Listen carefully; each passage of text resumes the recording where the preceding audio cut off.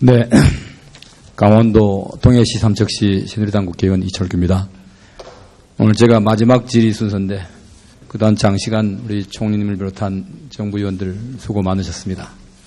먼저 기획재정부 장관님께 한 가지 묻겠습니다. 예.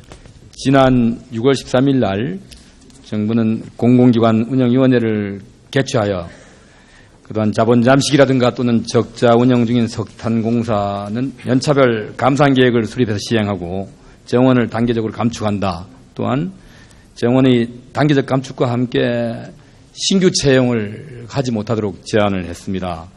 또한 석탄과 연탄의 수요 관리를 위해 가격 현실화를 단계적으로 추진한다는 공공기관 기능 조정안을 의결하고 발표한 사실이 있습니다. 맞죠? 예, 그렇습니다.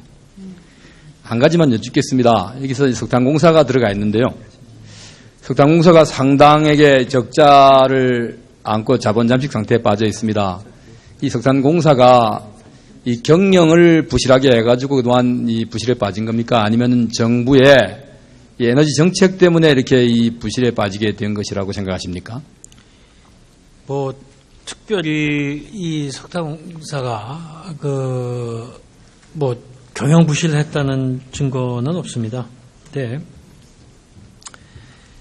그 에너지 정책이라는 것도 물론 그런 부분이 있겠습니다. 연탄 가격을 우리가 통제를 좀 해서 그런 부분이 있는데 이것을 이제 단계적 현실화하게 하겠습니다. 현실화하는 것이 이번 계획에 들어있습니다만은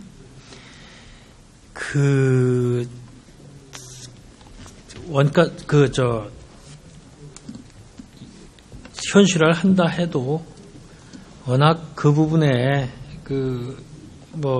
생산 단가 문제로 봐서는 상당히 어려운 부분이 있지 않나 이렇게 판단을 합니다.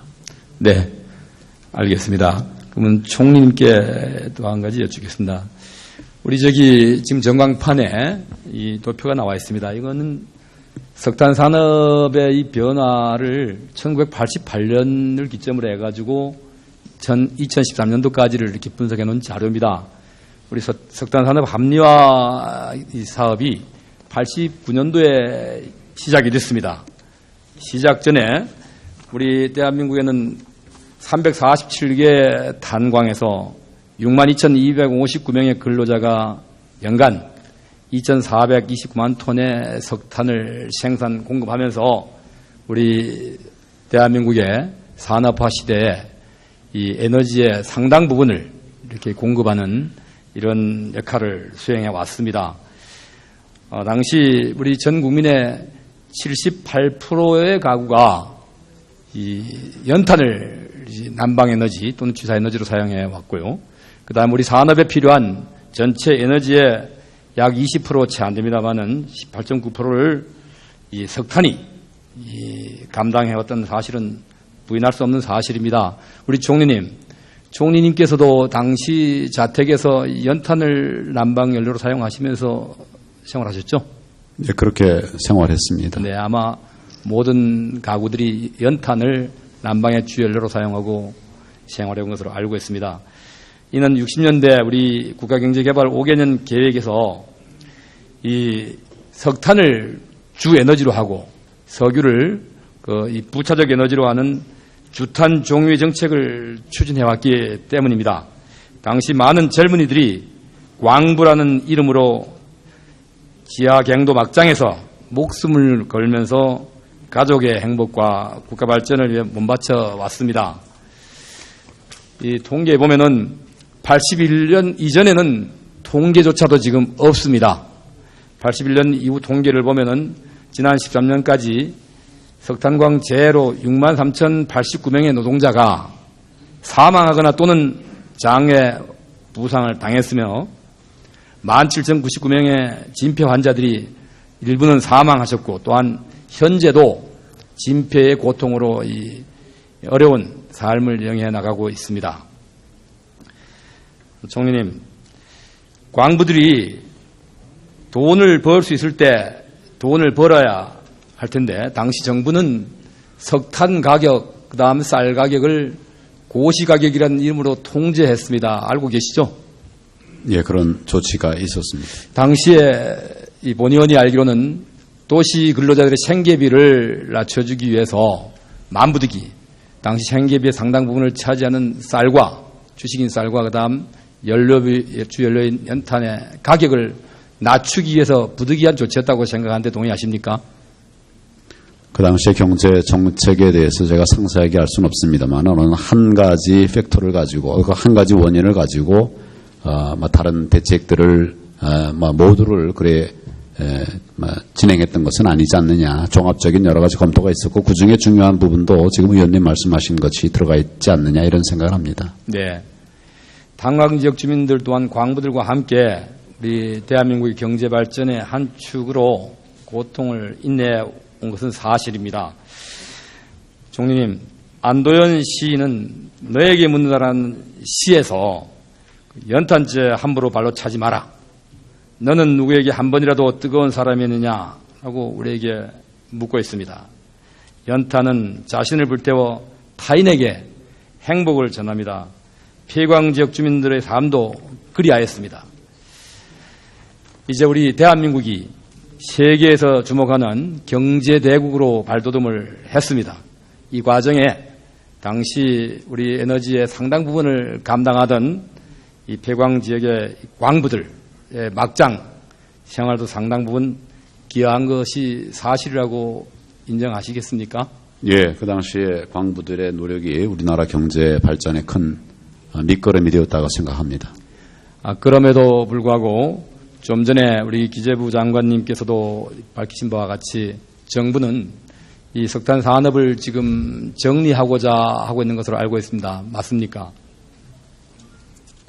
발전시키기 위한 노력을 하고 있고 과거에 이제 그런 많은 기여를 하신 부분들에 대해서 저희가 잊지 않습니다만은 앞으로의 이제 미래의 경제 현안을 대처하기 위해서 또 우리 국가가 지속 발전하기 위해서 어떤 산업을 어떻게 키울 것이냐 하는 것은 또 다른 문제라고 생각을 합니다. 네. 총리님, 본 의원도 우리 경쟁력 없는 산업을 무한정 정부가 재정을 투입해서 끌고 가달라고 요구하지 않겠습니다. 우리 정치적인 고려를 완전히 배제하고 이 석탄 산업을 계속 유지시키고 존치시키는 것이 바람직하다고 생각하십니까? 아니면은 경제성도 없는 이 석탄 산업을 이 시점쯤에서 이제 정리해야 된다고 생각하십니까? 그 범위의 문제가 있겠습니다만은 완전히 정리가 될 수 있는 건 아니지 않겠습니까? 다만 이 석탄을 대체할 수 있는 산업, 석탄 대체 산업을 발굴해서 육성을 하고 이 과정에서 우리 과거에 석탄을 통해서 국가 발전에 기여했던 분들의 또 다른 배려, 지원이 가능한 방법들을 찾아가는 것이 필요하지 않겠나 그런 생각을 합니다. 네, 그렇습니다. 지금 폐광 지역 주민들은 정부에게 대해서 무조건 이 재정을 투입해서 석탄 산업을 유지해달라고 요구하지도 않습니다. 이 현실을 인정하고 있습니다. 그들도 지금 우리도 대한민국 국민이다. 이 어려운 시절에 우리도 희생하고 봉사했는데 정부가 이런 산업을 정리함에 있어서 지역 주민들과 대화로도 한번 진솔하게 해주기를 바라고 있습니다. 어떻게 생각하십니까? 그 소통의 문제는 의미가 크다고 생각을 하고 저희도 그런 노력을 하도록 하겠습니다. 네, 총리님, 우리 혹여 정부에서 구상 중인 대체 산업이 있으신지요? 그 대체 산업을 발굴 육성하기 위해서 노력을 하고 있고 이제 그런 결과들을 만들어가기 위한 노력들을 같이 하고 있습니다.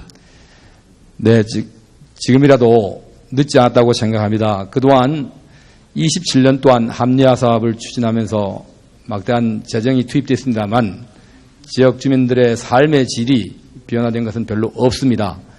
지역 주민들과 함께 소통하는 대체 산업의 이 강구라든가 이런 모습을 정부가 좀 보여줄 수 있도록 조치를 취해 주시기 바랍니다. 의원님 말씀 유념하고 관련 대책 수립에 참고하도록 하겠습니다.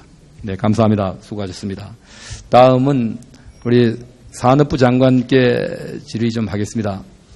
우리 장관님, 지난 2012년 9월 14일 산업부는 삼척 근덕 지역에 96만 평에 이르는 이 부지에다가 대진 원자력 발전소 건설을 위한 전원 개발 사업 예정구역 지정 고시를 한 적이 있죠?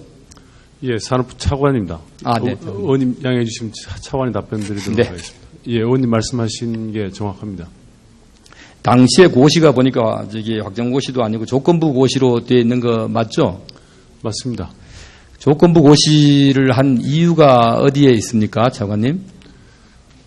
그때 그 지역, 해당 지역의 일부가 그 삼척의 소방 방제 일반 산업단지로 지정이 이미 되어 있었기 때문에 그걸 해제할 때 예정구역으로 고시하는 걸로 그렇게 조건부 고시된 걸로 알고 있습니다. 네, 그러니까 산업단지법 때문에 지금 기존에 이 고시되어 있는 방제, 소방 일반 산업단지 문제가 종료되거나 또는 고시 해제가 되기 전에는 지금 현실적으로 어려움이 있는 것이죠.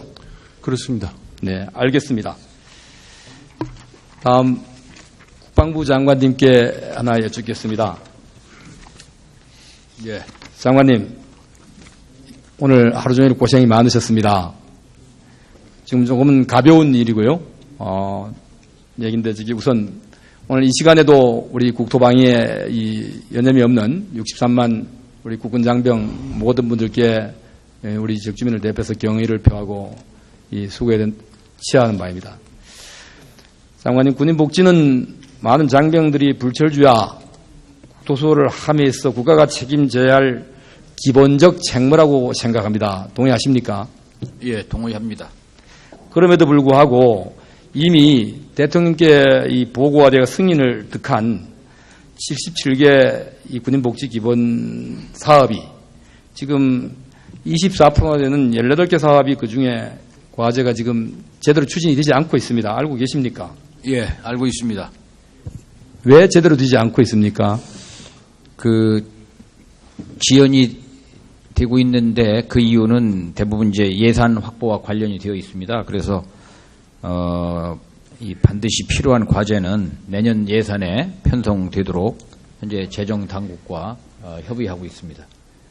네, 장관님, 우리가 이 좋은 첨단 무기를 도입하고 또 이 장비나 시설을 이렇게 이 확충해서 장병의 사기를 진척시키는 것도 중요하지만 이런 복지의 사각지대를 해소함으로써 이 진척되는 사기가 전력에 더 큰 도움이 된다고 생각하는데 동의하시죠? 예, 동의하고 있습니다. 이 중에 보니까 지금 하나의 이 사례로 보니까 어린이집 확충 사업이 지금 지연 또는 축소되고 있습니다. 그로 인해 가지고 우리 장병들의 이 어린 자녀들이 2,854명이나 지금 어린이집에 입소하지 못하고 이 대기하는 적체 현상이 빚어지고 있는데 그 조속히 이걸 해소할 대안이 있으십니까? 예, 그 직장 어린이집 설치는 이제 관사 사업과 연계해서 하고 있는데 그게 좀 약간 지연되고 있는 게 있어서 그 경우에는 부대 인근에 있는 민간 어린이집 또 여가부와 이렇게 협조해서 공동육아 나눔터 이런 방법을 통해서 부분적으로 해소하고 있습니다. 이 어린이집 적체 현상이 조기에 해소될 수 있도록 지속적으로 관심을 갖고 추진하겠습니다. 네, 저희 지역에도 이 1함대사, 그 다음 23사단이 주둔하고 있는데 많은 우리 장병들이 어려운 여건 하에서도 지역 주민들과 함께 민과 잘 협조하면서 국토방위의 신성한 임무를 수행해주고 있습니다. 이런 복지 사각지대가 발생되지 않도록 장관님께서 각별히 좀 관심을 가지고 챙겨주시기를 부탁드립니다. 예, 복지가 장병 사기의 첩경임을 인식하고 앞으로 더욱 노력해 나가도록 그렇게 하겠습니다. 네, 수고하셨습니다. 이상입니다. 네, 수고하셨습니다. 이제 1차 질의가 모두 끝났습니다. 보충 질의를 하실 의원님들이 계십니다. 보충 질의 시간은 답변 시간을 포함해서 5분입니다. 먼저 존경하는 부산 사상 출신의 장제원 의원님 질의해 주시기 바랍니다.